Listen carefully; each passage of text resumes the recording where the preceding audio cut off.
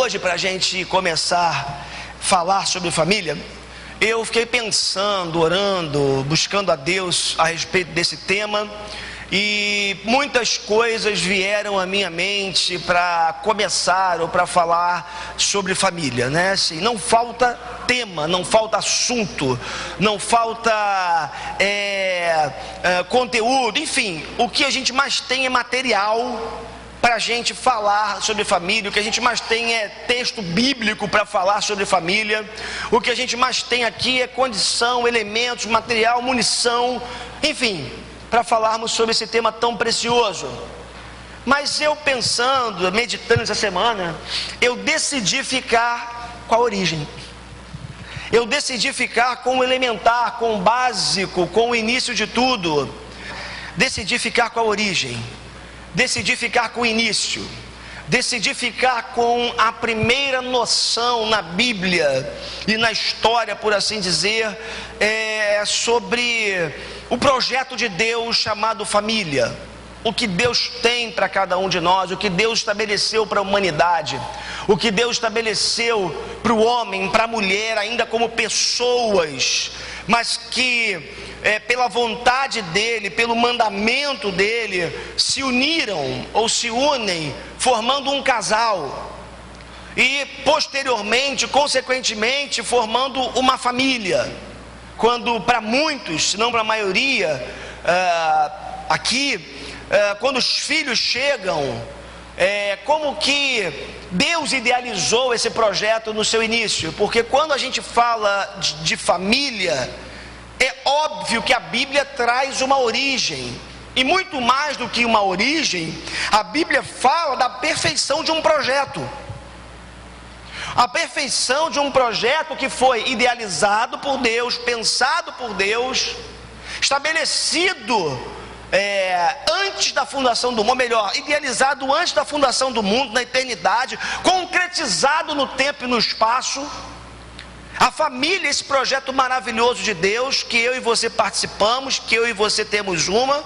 Afinal de contas, mesmo se você não é casado, você tem uma família, você não veio de chocadeira, né? Você não veio de um aparecimento espontâneo. Você foi gerado, você foi sonhado, você foi gestado. Um dia, da mesma forma que hoje, o Samuelzinho está aqui. O Samuelzinho é o mais novinho da igreja, né? Samuel é o mais pequenininho, vou dizer assim, da igreja. E como que essa criança foi sonhada, todos nós, né, engravidamos juntos com Paulinha, né? Daqui a pouco o João Pedro está chegando também aí, o Samuel também, Samuel 1, Samuel 2, é uma confusão nessa igreja, vai ter outro Samuel chegando aí também, daqui a 3 meses.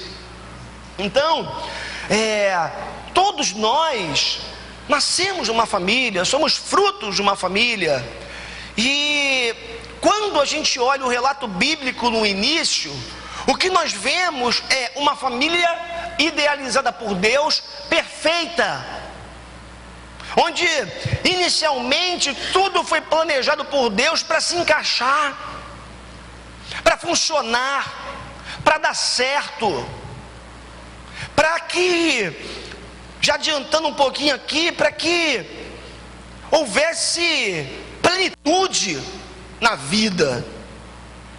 Mas para começar aqui essa série, e especificamente essa mensagem dessa manhã, onde eu chamo de a origem, a perfeição do projeto inicial, eu queria me encontrar com você com os textos iniciais, sobretudo os que estão ali no livro de Gênesis, capítulo 1. Vamos ler alguns versículos, tá bom? Alguns versos de Gênesis 1. Não, pode voltar um pouquinho, só para poder... Isso, obrigado. Vamos ler primeiro o capítulo 1, dos versos 26 a 31.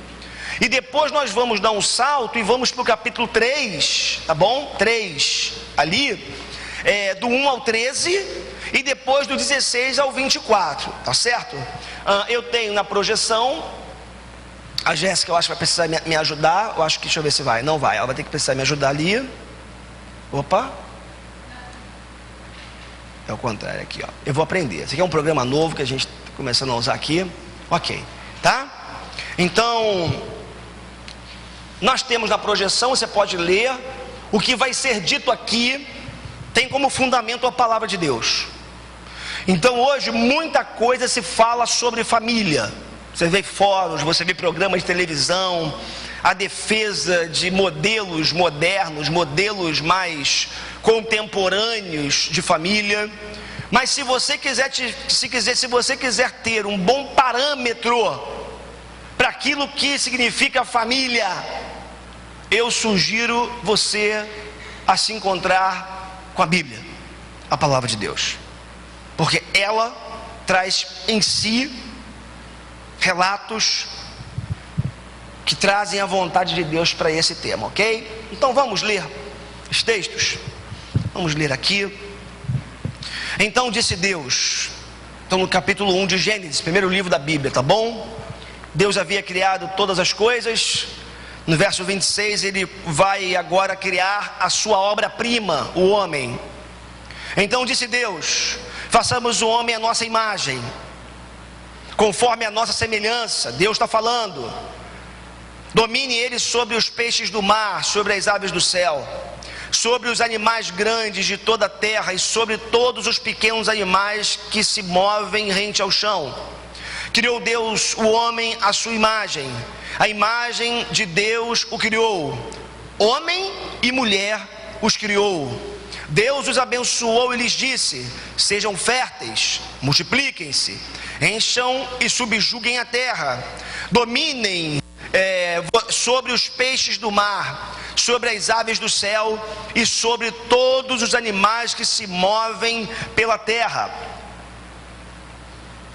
Disse Deus, verso 29, eis que lhes dou todas as plantas que nascem em toda a terra e produzem sementes, e todas as árvores que dão frutos com sementes, elas servirão de alimento para você, e dou todos os vegetais como alimento, a tudo o que tem em si fôlego de vida, a todos os grandes animais da terra, a todas as aves do céu, a todas as criaturas que se movem rente ao chão. E assim foi.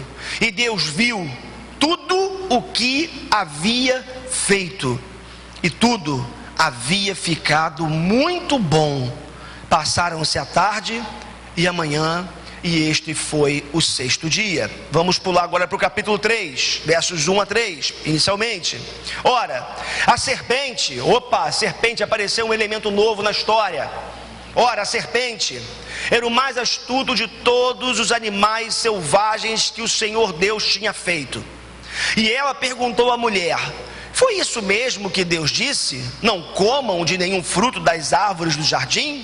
Respondeu a mulher à serpente: podemos comer do fruto das árvores do jardim, mas Deus disse: não comam do fruto da árvore que está no meio do jardim, nem toquem nela, do contrário, vocês morrerão.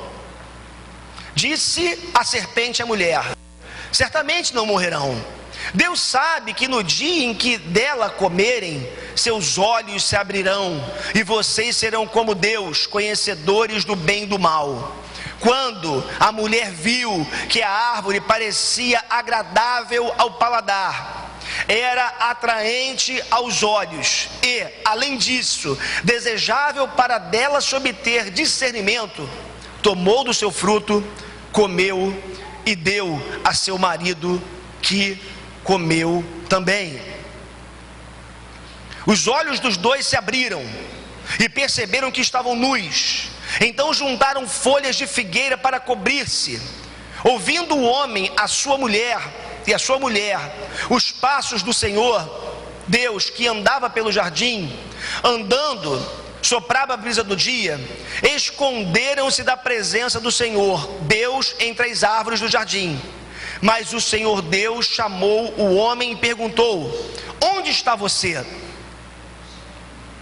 E ele respondeu: ouvi teus passos no jardim e fiquei com medo, porque estava nu, por isso me escondi.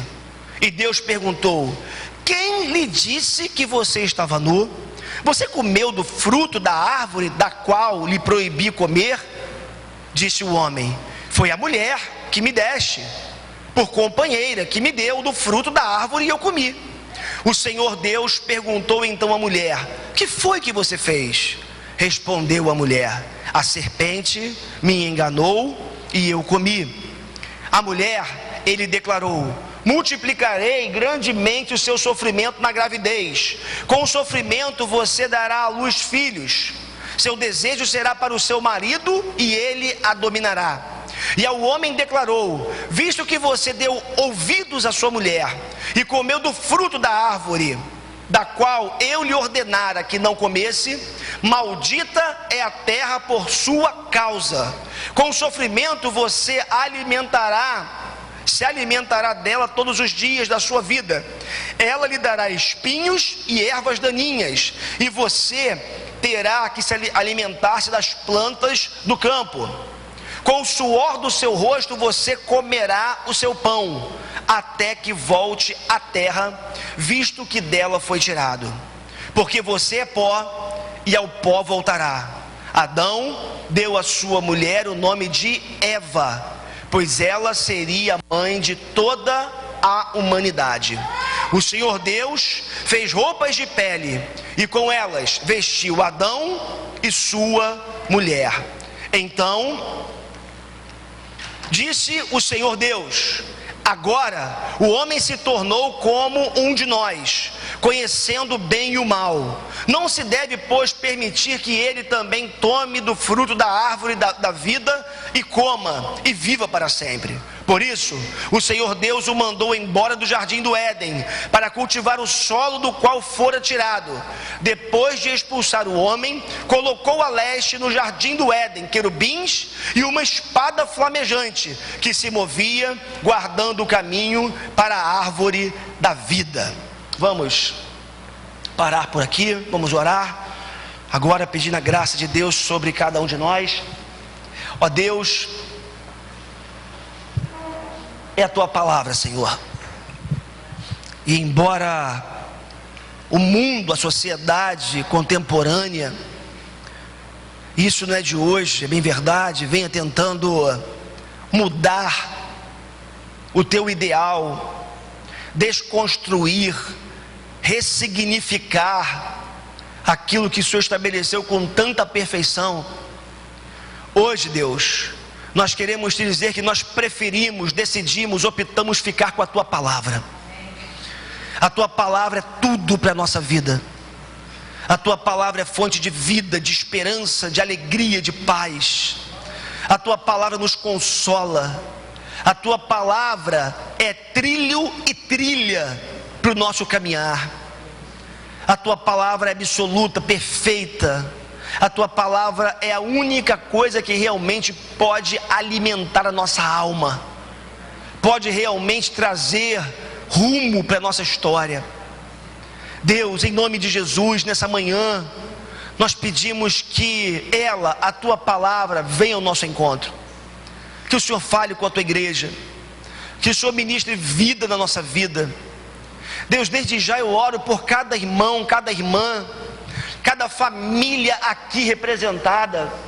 Meu Deus, em nome de Jesus, pedindo, Senhor, que haja a tua bênção no nosso lar, que nós consigamos viver o teu ideal de família, o teu ideal de casamento, o teu ideal de relação a dois e de vida familiar, porque nós já sabemos, à luz da tua palavra, mas também à luz do conhecimento geral e à luz da experiência pessoal, Senhor, que quando nós fugimos da tua palavra e quando a gente tenta criar moda no que diz respeito a coisas tão basilares, elementares como a família, a gente sofre.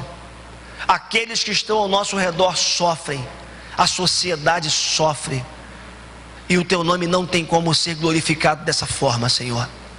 Então, fala conosco nessa manhã, abre a nossa mente, abre o nosso coração.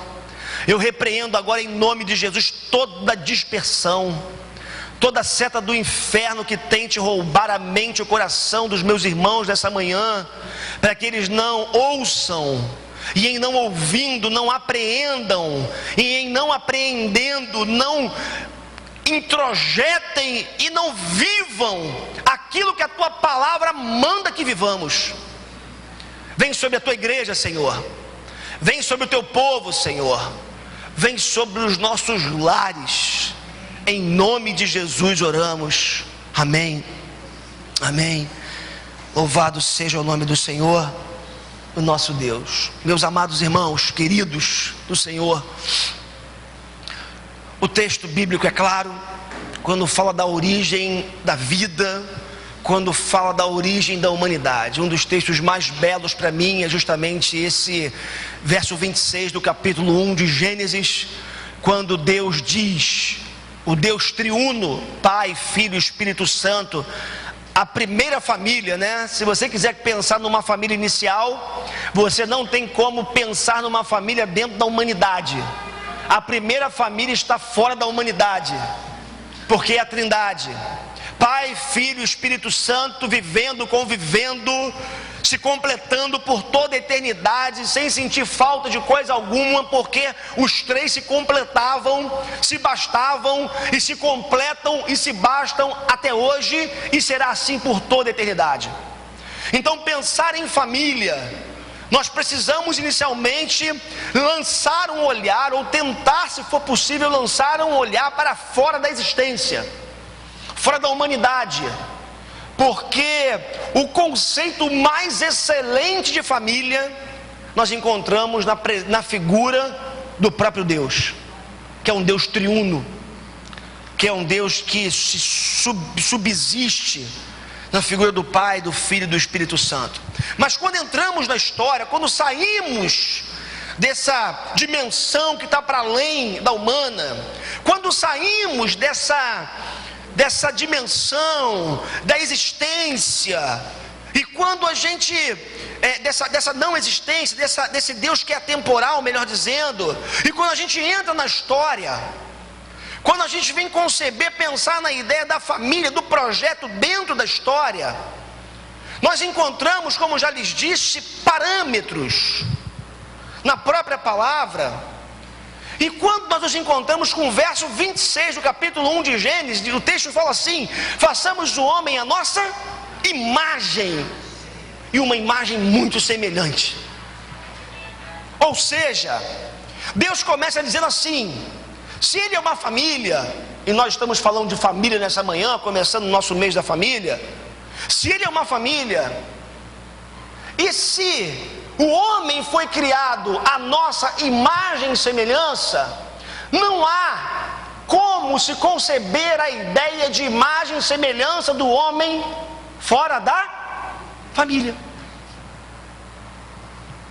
Não tem como pensarmos nisso, em sermos de fato a imagem de Deus, fora dessa realidade.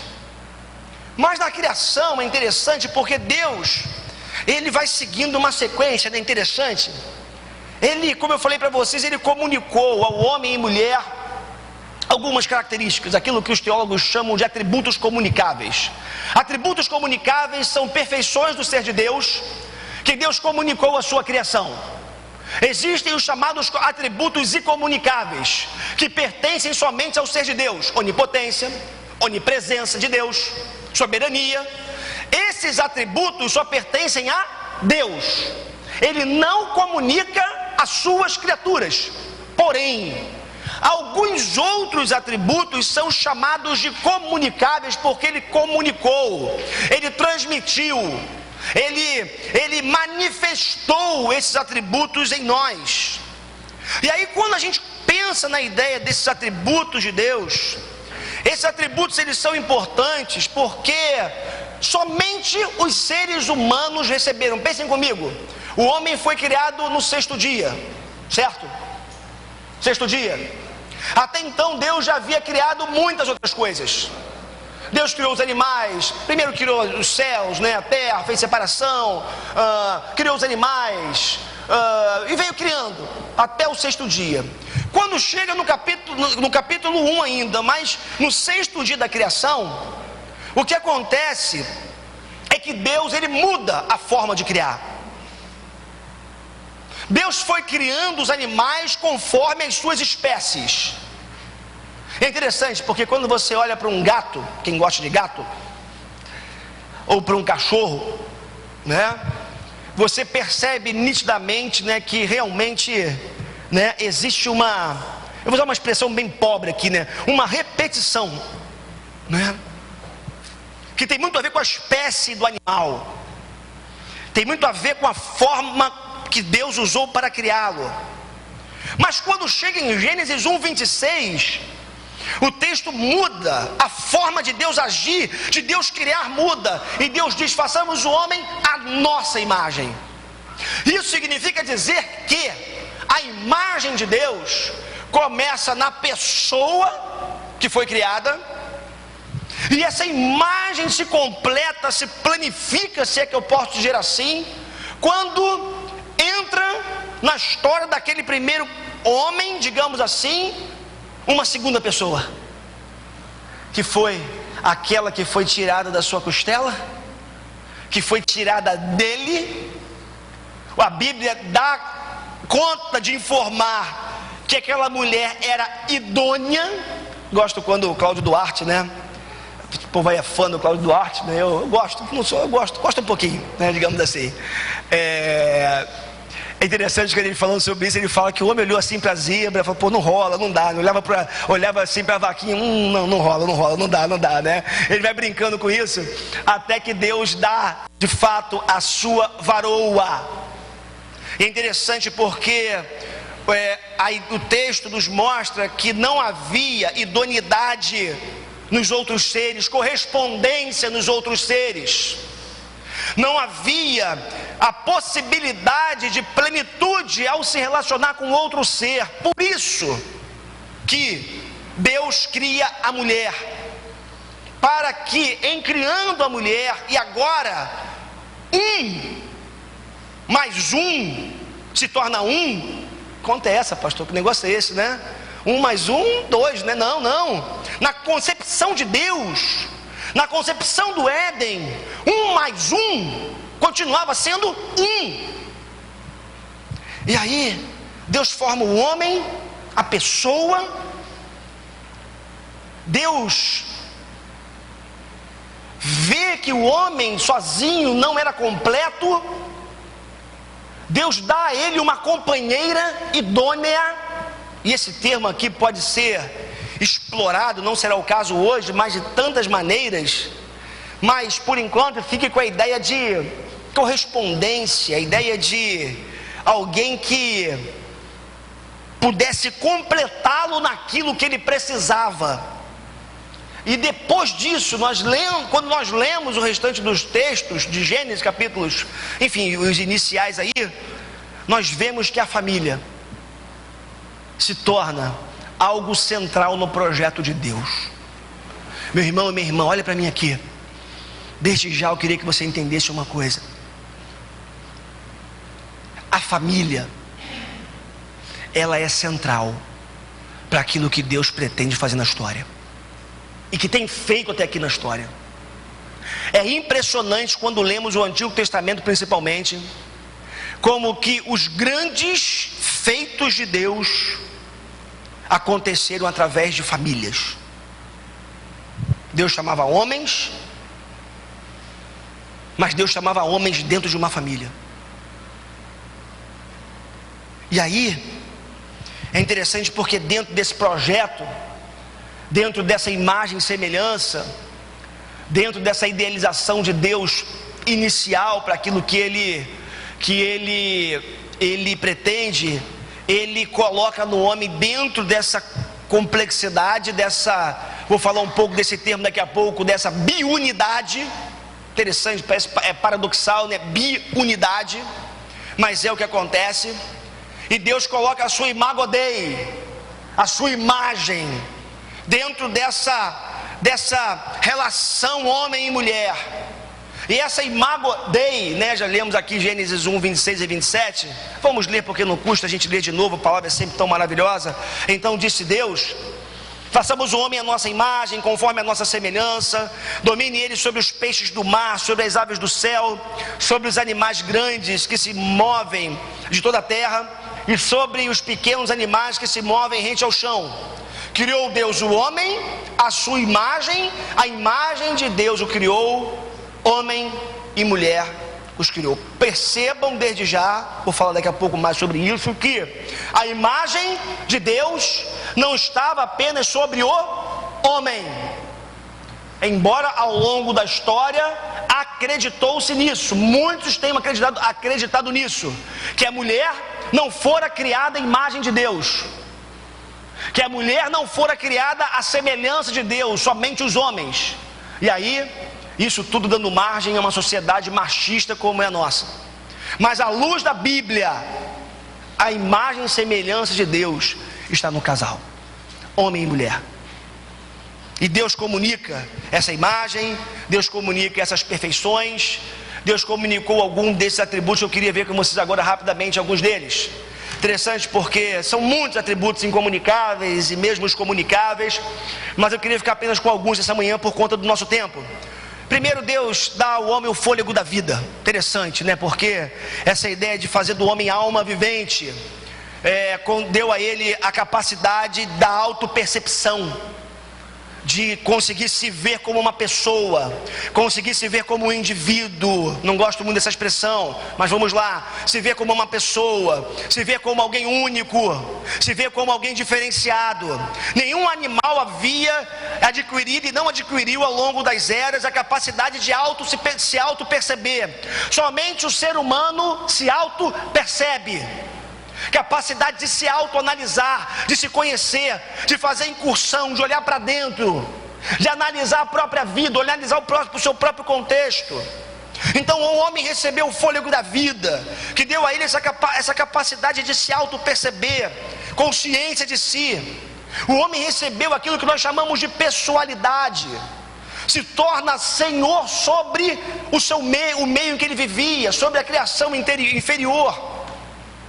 É interessante, irmãos, porque isso é fruto de muita crise entre casal, quando num processo de competição, quer dominar o outro, quer suplantar o outro, quer ser maior do que o outro. Mas quando nós olhamos para o texto bíblico, olha o que nós percebemos, que é o homem, foi dado a ele, tanto o homem quanto a mulher, a capacidade de subjugar o quê? A criação inferior, e não subjugarem-se um ao outro. Então, é interessante isso, porque se o homem ele exerce o senhorio sobre o seu redor, sobre a criação, ele pode dizer que realmente ele era uma pessoa, porque uma característica fundamental para que alguém fosse uma pessoa é justamente o senhorio sobre o mundo inferior. Então, se ele não exerce esse senhorio sobre o seu redor, ele não pode ser considerado uma pessoa. E quando ele tenta exercer esse senhorio sobre o outro, subjugar o outro, dominar o outro, ele está atentando contra a imago Dei no outro. Para ficar melhor ou mais claro um pouquinho, se eu não entendo o meu papel dentro da minha casa, junto com a minha esposa, como duas pessoas que Deus uniu para construírem algo juntos que foi planejado por Deus, eu não posso ser considerado uma pessoa, um ser pessoal, porque a característica do ser pessoal é justamente essa capacidade de exercer o senhorio sobre aquilo que Deus nos deu para a gente coordenar, administrar.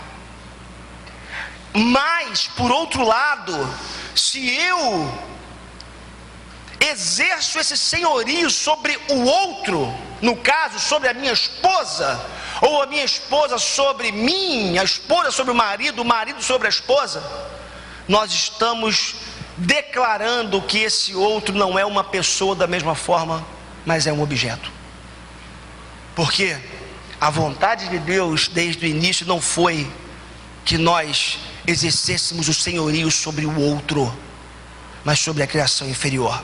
Então, fôlego da vida, pessoalidade, dignidade.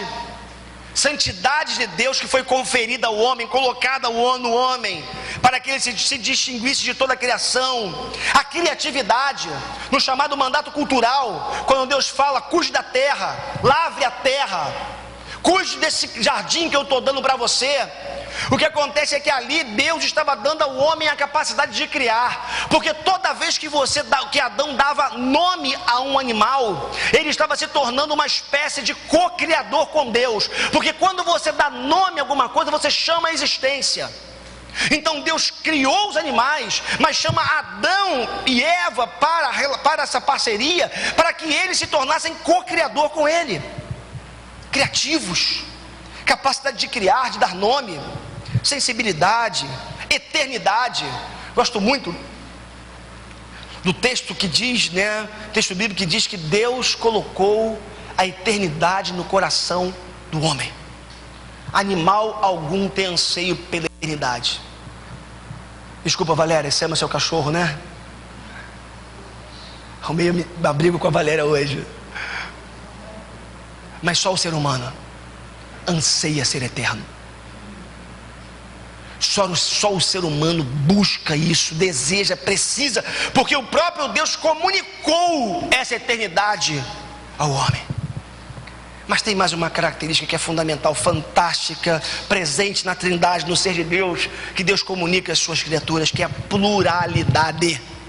Não essa pluralidade pobre do nosso chamado tempo pós-moderno, né?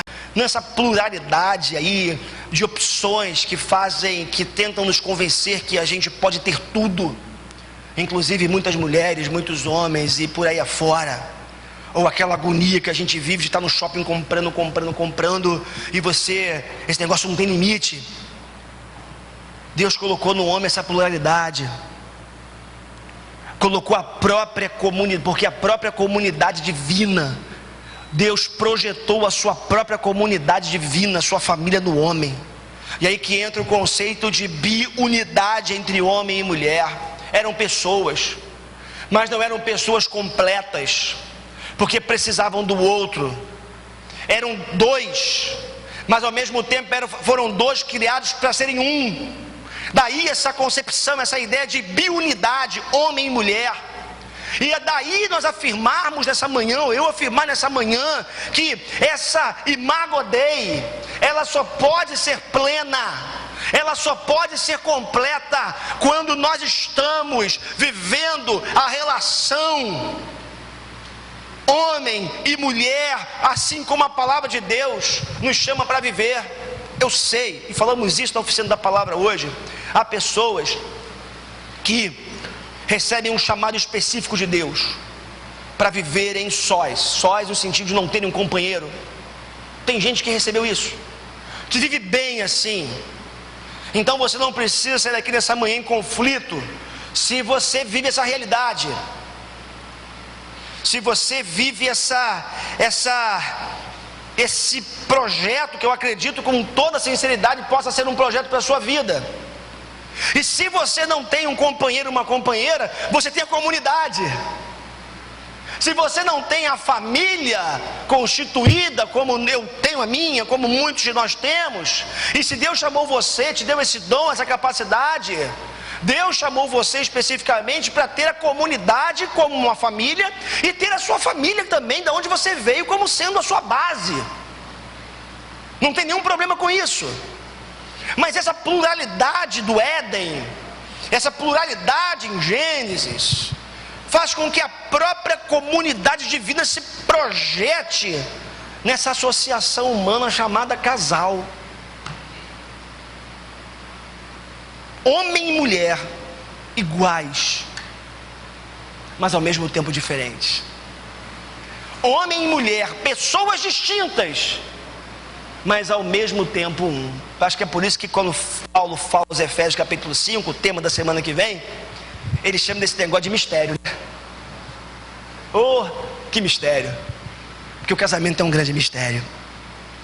Essa igualdade, essa diferença simultâneas é que permitem ao homem e à mulher uma relação sem fusão. Se relacionam, mas não se misturam. não tem fusão. Uma intimidade sem perda de identidade. Uma aproximação, mas ao mesmo tempo com direito, guardando direito ao espaço posicional e espiritual para crescer. Que coisa linda! O mistério de Deus, a beleza de Deus ali na relação do casal. Para a gente avançar, falando um pouco dessa igualdade, um pouco mais, onde reside essa igualdade? Primeiro na condição, já falei para vocês, ambos, homem e mulher, receberam a condição de imagem de Deus.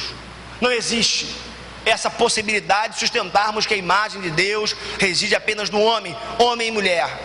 A vocação, ambos foram vocacionados para construir, para criar.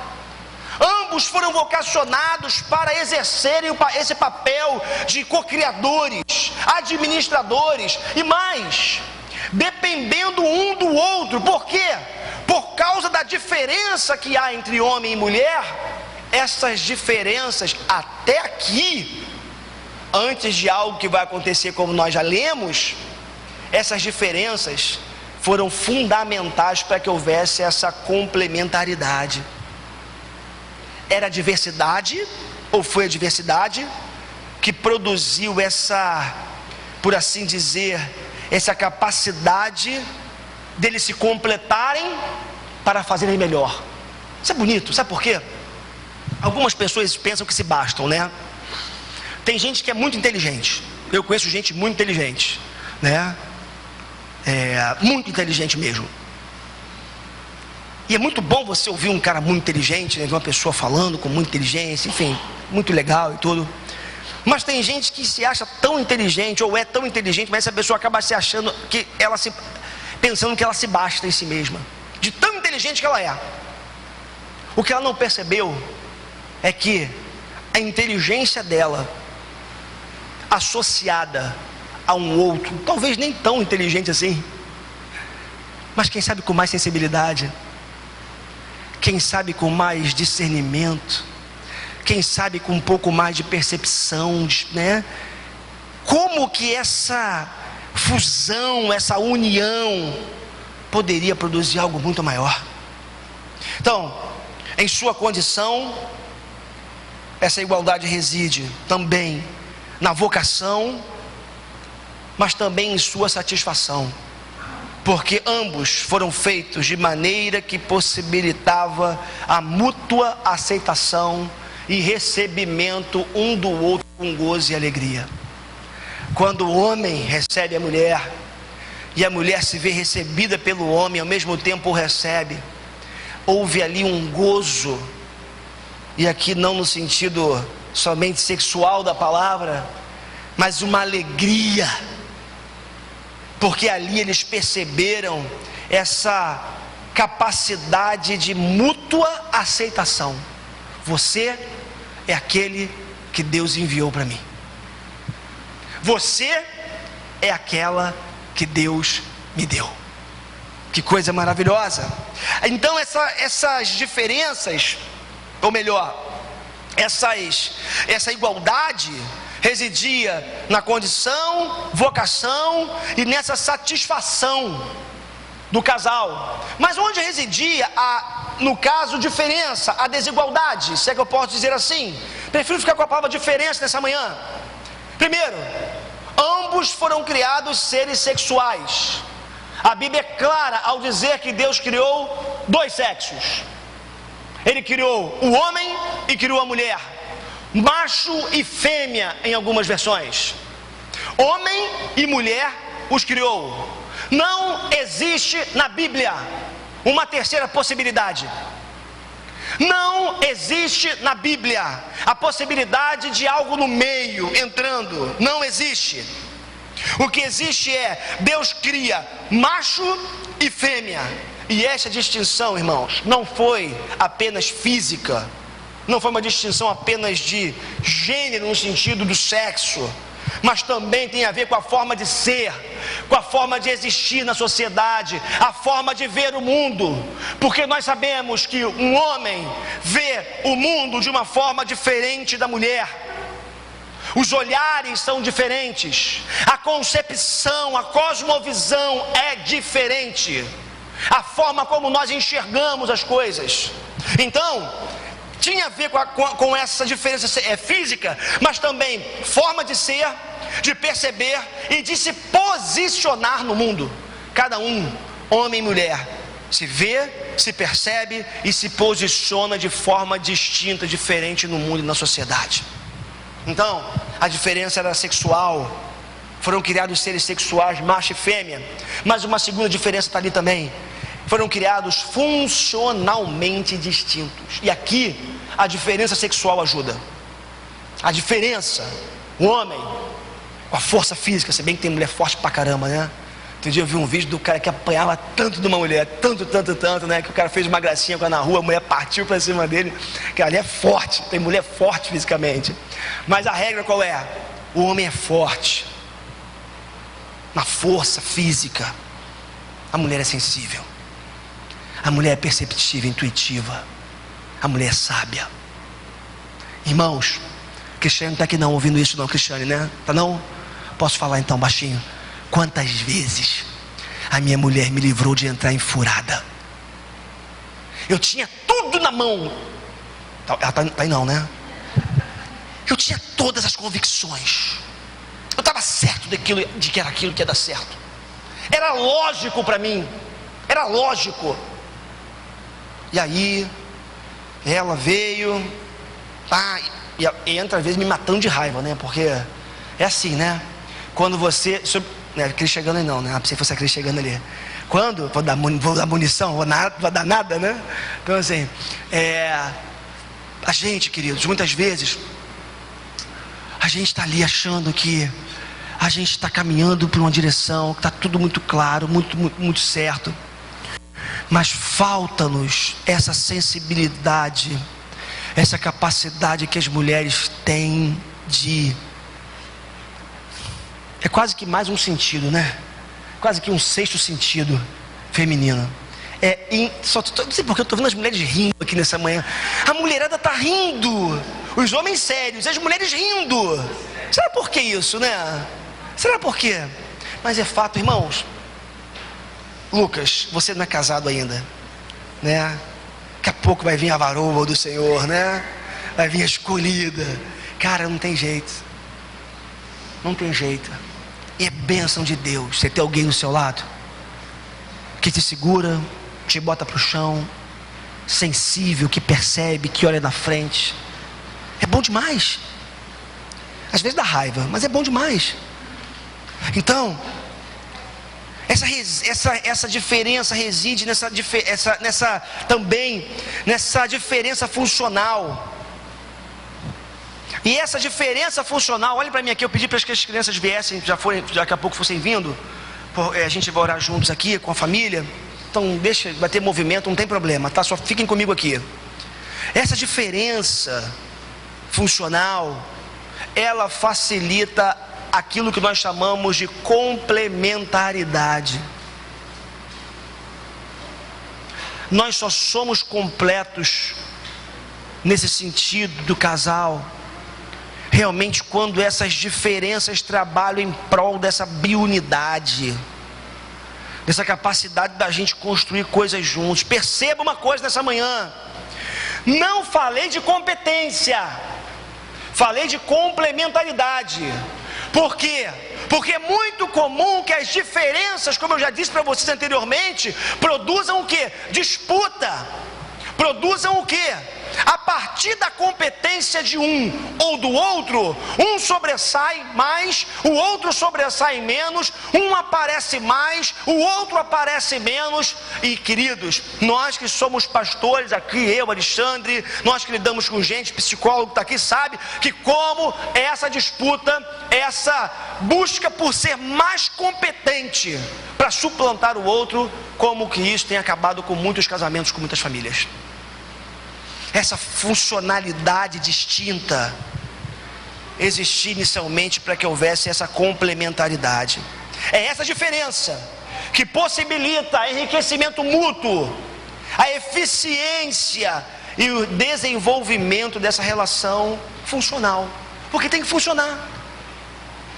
É claro que o funcionalismo da relação não é o essencial, é óbvio. Sexta-feira aqui na reunião de casais falávamos sobre isso. Tem casais que funcionam bem, horário para tudo, os filhos, cada um tem uma função. O negócio é tão mecânico, tão mecânico, tão mecânico, que perde a essência, perde a beleza, perde a leveza, perde a simplicidade da relação. E quando eu chego aqui nessa fase dessa mensagem, que eu vou correr um pouquinho agora, aqui eu acho que aparece um conceito de casal. Esse conceito é meu, tá bom? A Glaucia está ali, muito mais competente para falar sobre esse tema aqui do que eu. Mas eu criei aqui um conceito de casal, tá bom? Talvez ela me chegue, André, você falou besteira lá, você fica aqui, depois eu vou consertar o que você falou, tá? Eu criei um conceito de casal, ouça só. Duas pessoas, criadas à imagem de Deus, portanto dignas, igualmente vocacionadas para criar, governar e expandir algo que Deus lhes confiou, que se aceitam mutuamente e se fazem dentro desta relação, desde que o Senhor continue sendo o centro dela.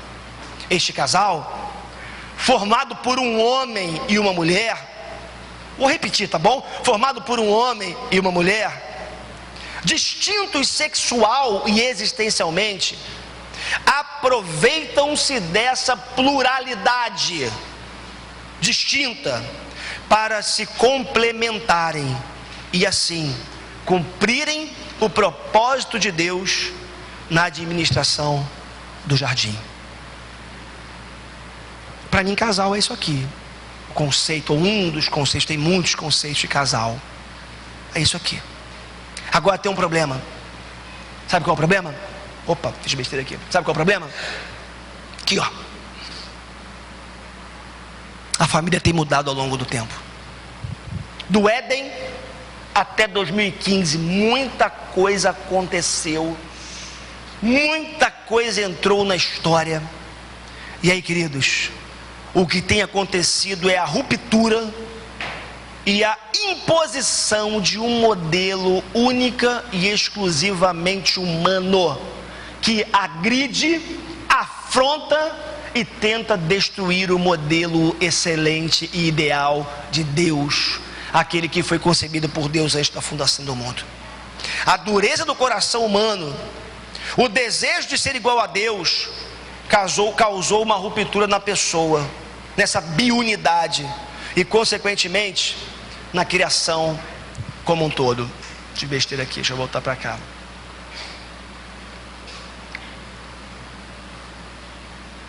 Sabe o que acontece com a... Você sabe quem é essa moça aqui bonita, né? Alguém sabe quem é? Por que você sabe que é Gisele Bündchen, essa moça aqui, nessa caricatura? Por quê? Porque os traços foram preservados, não é verdade? Sabe o que aconteceu com a humanidade a partir de Gênesis capítulo 3? Que eu não terei tempo para abordá-lo aqui com riqueza de detalhes. Eu falei no início que Deus colocou no homem a sua imago Dei, a imagem de Deus. O problema é que em Gênesis capítulo 3, quando a queda acontece, quando o pecado entra na história, essa imagem foi borrada. E como eu costumo dizer, nós, ou a criação, ela foi da imagem à caricatura. Não que não exista imagem de Deus em pessoas ímpias. Hitler, com toda a sua maldade e crueldade, ainda carregava traços da imagem de Deus na vida dele. Não, pastor, você pegou pesado. Não, carregava. O que acontece é que quando o pecado entrou, ele borrou a imagem, ele deturpou, ele distorceu a imagem. E é interessante porque o verso 17, né, de Gênesis 3, mas não, o texto diz: mas não coma da árvore do conhecimento do bem e do mal, porque no dia em que dela comer, certamente você morrerá. E aí, sabe o que aconteceu? e nós sabemos disso à luz da história, sobretudo da Bíblia, é que essa morte, ela foi sobretudo uma morte relacional. O homem rompe com Deus, morre, ele mata a relação com Deus. O homem rompe consigo mesmo. Daí a quantidade de gente que a Glaucia e outros psicólogos têm que atender. Daqui a alguns anos eu, Valéria também aí, né? A Alessandra que não está aqui, futuros psicólogos.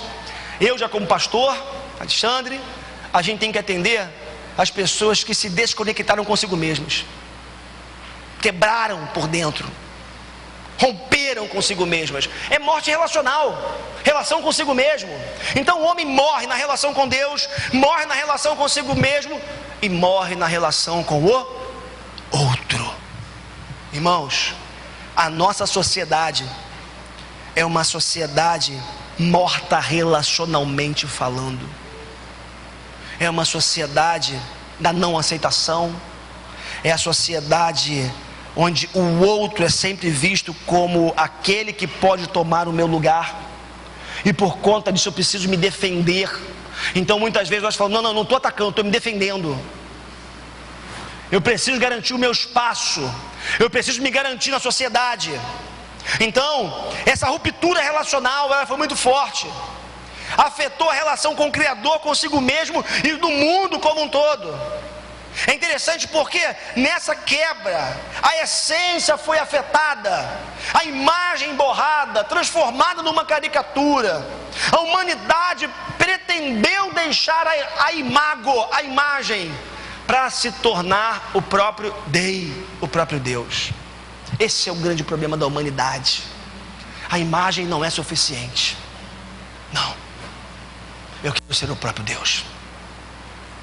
E quando o homem tenta ser o próprio Deus, que foi o que aconteceu com Adão e Eva, seduzidos pela serpente, quando disse que eles seriam como Deus, quando eles tentaram ser como Deus, pelo contrário, o tiro saiu pela culatra, porque ao invés de se tornarem como Deus, plenos como Deus, se transformaram numa caricatura,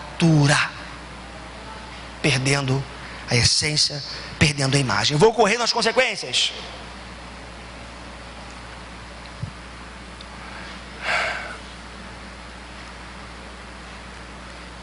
Resultado da dureza do nosso coração. Consequências. Vou correr um pouquinho aqui pelo andar da carruagem, pela hora. As diferenças, antes complementares, se tornaram fonte de vergonha, competição e acusação. Começa no Éden. A mulher que você me deu. O homem já falou, tudo bem que eu errei, mas foi a mulher que você me deu. Aquela que antes era fonte de bênção, de alegria, de festa, de arrepio, lembra do arrepio? Do arrepio, agora se tornou objeto da acusação. Não, se eu fiz errado, foi porque essa mulher me fez errar. As diferenças, antes complementares, se tornaram fonte de vergonha, competição e acusação. O outro passou a ser o peso, um problema.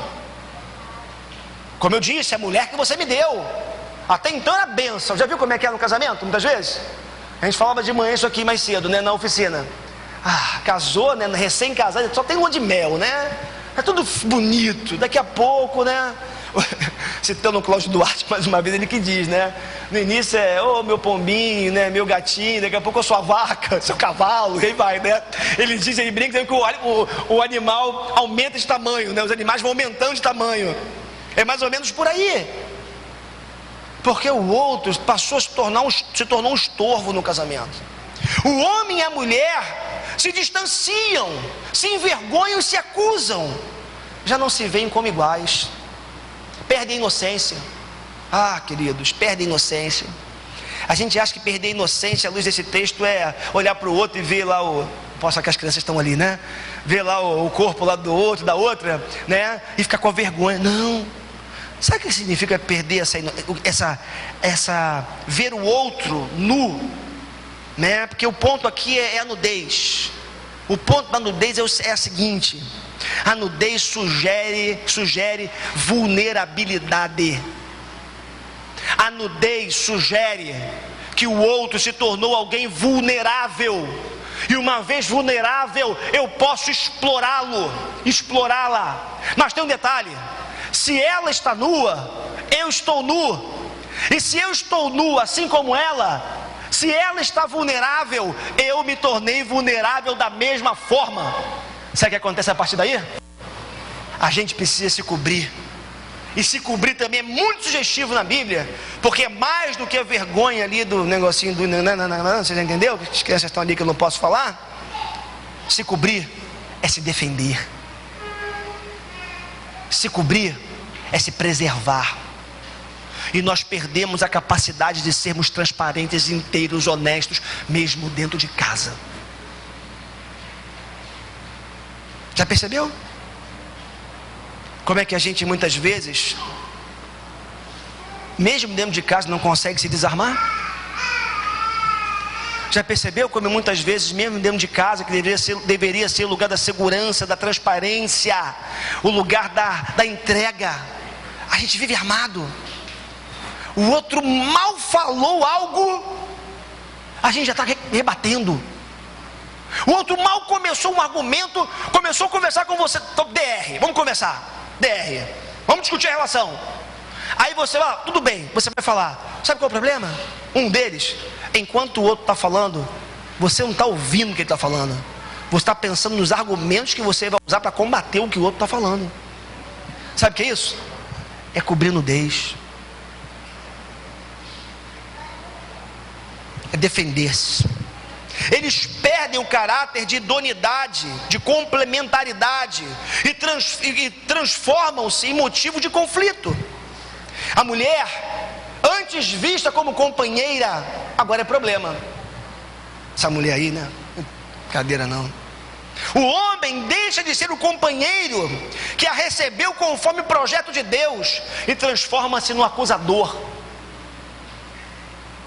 A diferença sexual, diferenciação sexual que tornava possível essa complementaridade, que os aproximava, que permitia o reconhecimento e o enriquecimento mútuos, que os fazia acima de tudo um casal, agora separa, agora dissocia e desequilibra. A mulher fica dividida entre agradar o marido e ter o seu espaço no mundo. Eu acho que essa é uma crise das mulheres, né? Muitas mulheres ainda vivem essa crise. Querem trabalhar, querem ser alguém, querem estudar, querem ter uma profissão, desejam e vão, mas quando vão, sentem-se culpadas, porque o filhinho pequeno fica na creche o dia inteiro, e aí morrem de culpa. Ela não sabe se ela se entrega ao trabalho, ao seu sonho, ou se ela se entrega ao seu marido, à sua filha, à sua rotina, à sua casa. O homem, por sua vez, ele também responde desequilibradamente, tira vantagem da situação, explora a mulher, dominando-a. Ela se transforma num objeto, muitas vezes um objeto sexual, de prazer sexual apenas. Interessante porque até o nome da mulher muda, de Eva, que significava companheira,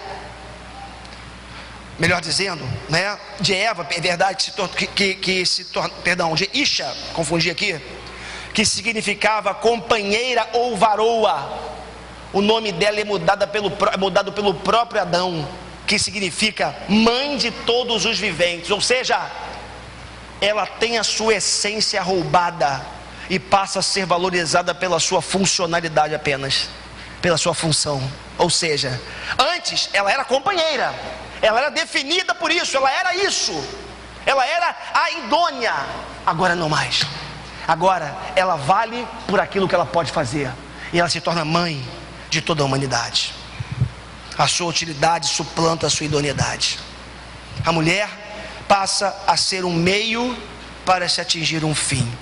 Acusação, exploração, chantagem, segregação, racionalização e projeção de problemas um no outro. Queridos, eu precisava falar da restauração, mas eu não posso hoje, porque o nosso horário já está muito avançado. Eu queria que a gente parasse aqui, eu vou parar aqui agora. Nós temos ainda 2 momentos aqui, 2 atos importantíssimos no nosso culto. Mas eu queria que nessa manhã você entendesse uma coisa, mesmo eu não conseguindo falar da restauração. A família é algo maravilhoso. É um projeto maravilhoso de Deus. A família, ouça o que eu vou te dizer, sobretudo o casamento, é o principal lugar de santificação da nossa vida. É o lugar que Deus talvez mais use, melhor use, para nos santificar. Papo para a semana que vem. Eu só quero que você não saia daqui falando, não caso nunca mais, né? Não quero casar, depois de tudo que eu vi aqui, eu não vou mais casar, quero viver sozinho. Não é isso. A esperança. Casamento, família são projetos de Deus. É beleza de Deus, é coisa que Deus tem de excelência para a minha vida e para a sua vida. Agora, desde que a imago Dei, a imagem de Deus, permaneça presente, permaneça na relação homem-mulher, sobretudo. Que Deus nos dê graça nessa manhã, para que mesmo com tantas transformações que vem acontecendo do Éden até 2015, a gente consiga viver esse ideal de Deus, porque é muito fácil a gente perder isso. Amém? Vou parar aqui. Eu queria, antes da gente, nós vamos ter